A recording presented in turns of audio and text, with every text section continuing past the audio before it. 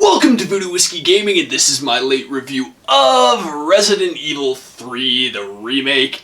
I played it on the Xbox One, it's also available on the PS4, and you can play it on Windows. So let's jump into the story. You play as Jill Valentine, one of the STARS members in Raccoon City. She has been investigating what went on at the mansion, what Umbrella's actually been up to, all that evil, secretive stuff that we all already know about, but wasn't really known to the populace in the games. I really liked what they did with the beginning of this game because, in the apartment she is staying in, she gets attacked by Nemesis, like, right out the gate. The reason I enjoyed that was because in the original game, it starts off with her bursting out of this building with flames and all that craziness. And this game really plays into that concept with the Nemesis already having been coming after her from pretty much go. I really thought that was cool. I liked the few details that they put in there that later played into Resident Evil 2, because you have to remember that Resident Evil 3 takes place before Resident Evil 2, during Resident Evil 2, and after Resident Evil 2. I do like that they gave you some early content with Jill, some stuff that didn't happen in the original game, as well as they expanded on the events with Carlos. They give you a couple little areas to play as Carlos, and I really enjoyed that. They use their own set pieces, they do their own thing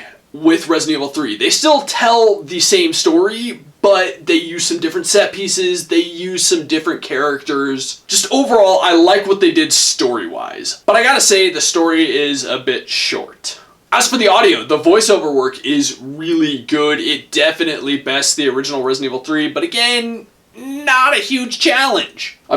PS1 voiceover was never like the greatest stuff we've ever heard in our lives. As for the rest of the sound effects, I really appreciate the rest of the sound effects. I think they did a great job with the zombies, the creatures, and the city. There's a lot of sound effects for the city because you have to remember, at this point in time, everything has fallen into chaos, whereas in Resident Evil 2, the chaos has kind of already happened. So I really like that that's in this game. And the music, I gotta say, I enjoy the music. There were definitely times where it was more noticeable than others, and when it was noticeable, I really liked it. It did a good job ramping up the tension and just kind of, playing with you. A lot of string instrument making high-pitched noises that kind of makes you on edge. Now let's get into the gameplay mechanics and whatnot, which this is a third-person action shooter. Ammo and health items were not super scarce. There were a few times where I found myself short on some ammo, but I generally had ammo for another weapon to make up for that, as well as I was pretty much never low on health. Well, not health, but health items. I almost always had 2 items in my inventory that could give me full heals, if not 3. I will say this game does do a good job of giving you a lot of inventory space as you go through the game. You do have to find the packs to increase your inventory space. That was definitely a complaint of mine in the demo, but again, it was just a demo. But again, I will say it's quite short. One thing I will bitch and moan about some of the enemies is the Nemesis can put like this parasite on their head and it gives them this tentacle whip. That thing has stupid fucking range. Like, just stupid fucking range. It hits you from really insane distances, and I did not like that. I would be fine with it, but like, you're 20, 30 feet away and this thing's hitting you. And while I'm here, let's touch on Resistance a bit, which is an asymmetric multiplayer where somebody plays as a mastermind who is trying to wipe out the 4 survivors. It happens in a few stages per match. These survivors need to find certain items to unlock a door to escape each stage, while the mastermind is putting zombies and zombie dogs and other things and using special abilities to try and stop them. And I gotta say, it's shit. Playing as a survivor sucks balls. I haven't played a single match where the survivors have come close to winning. And the gameplay mechanics are very similar to that of Resident Evil, switching weapons, all that stuff. Different weapons, being able to buy new weapons actually is slightly different, and you get points from killing zombies and finding items, etc. And each of the different characters has like a unique ability. Some are good with guns. I've generally played as a healer thus far, and one thing that does suck is that once a character is picked, you can't play that character. There are not multiple characters in each match, or multiples of a single character in each match, I should say. But it sucks playing as a survivor. It's not fun. I've gotten my ass beat every time, and there's no matchmaking, which doesn't help. My first several matches,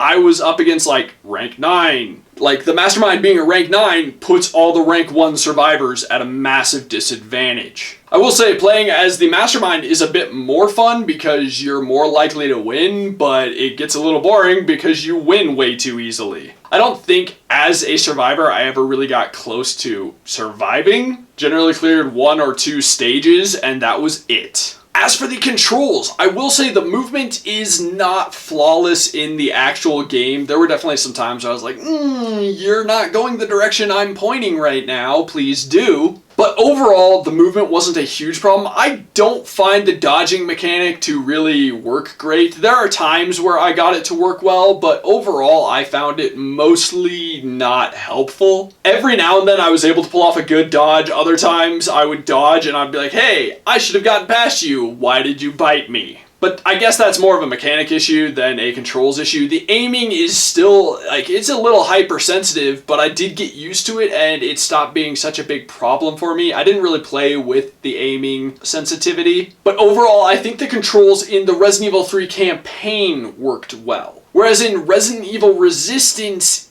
the movement feels really angular and weird. It doesn't feel right. The aiming is fine, and the responsiveness of the controls, I should say throughout the game, the responsiveness of the controls, do you go the direction you want, do you fire when you want, that all works well. It is responsive. But in Resistance, the movement is shit and it doesn't help. And when you're playing as the Mastermind, the switching between cameras, I found that a little annoying. It's not very natural the way you do it. So I personally didn't really enjoy that as much as I could have. I think it needed to be done better. Then lastly, the graphics. It's a beautiful game. It's a truly beautiful game. I was really impressed with how this game looked.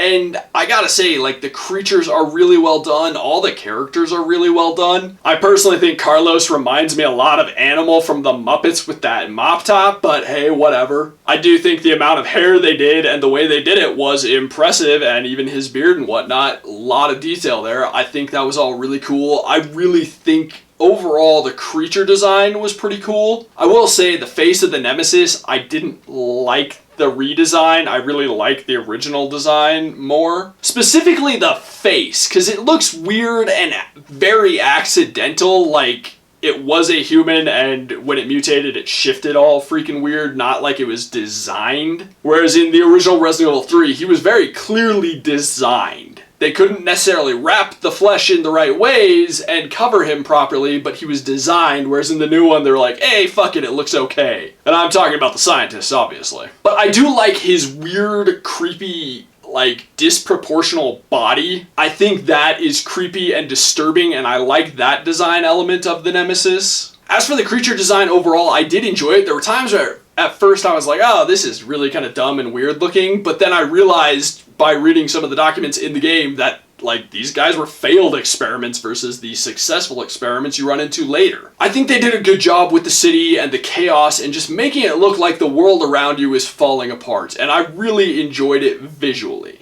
And then, just to put this in right before the wrap-up, I ran into some technical issues that kind of dragged down the experience a bit. In 3 separate places, I ran into enemies that were just completely frozen in place. I ran into a regular hunter, a hunter gamma, and a couple of zombie dogs, and they were just frozen there, and then I killed them, and they still were just standing there as if I didn't do anything to them. That was, yeah, not good looking. But the worst technical issue I ran into was a door near the end of the game that was supposed to open. There was no secret trick to opening it. You just walk up to it. It wouldn't open. I tried repeatedly and it just wouldn't open. I had to close the game down. I had to go out to my actual Xbox homepage, reload the game, and reload where I was, and I was able to pick up where I left off, but that's still really frustrating and shit. So to wrap this up, I enjoyed the Resident Evil 3 campaign. It is way too short, there's no mercenaries mode, and the only thing that gives you any replayability is a shop you unlock at the end of the game. So you are encouraged to replay the game to get more points, to unlock new items, to basically make replaying the game easier. Which I am okay with that, and I'm definitely going to replay it. It's not like it's that long of an experience, which that's a huge problem. But on top of that, resistance mode adds a whole lot of nothing, quite frankly. So to put it simply, this is not a $60 experience. Paying full price for this is not okay. For the Resident Evil 3 campaign, I would gladly pay $30 all day, $40 for the hardcore, and what can I say, I would probably actually pay that because I am a hardcore Resident Evil fan. But Resistance, I don't want it, I don't need it, and it needs to be fixed freaking immediately, quite frankly. And it adds zero value to what's there, so having paid $60, yeah, I kind of regret paying $60. Do I regret the experience? No, I don't really regret that. So I am going to recommend this, but if you're paying more than $30 or $40 for it, then you're paying too much. Wait for it to be on sale. Okay, so in the comments down below, why don't you tell me which is your favorite Resident Evil that you feel doesn't get enough love? As always, thanks for watching. If you enjoyed the video, please hit that like button. And if you like what I'm doing in general, share, subscribe.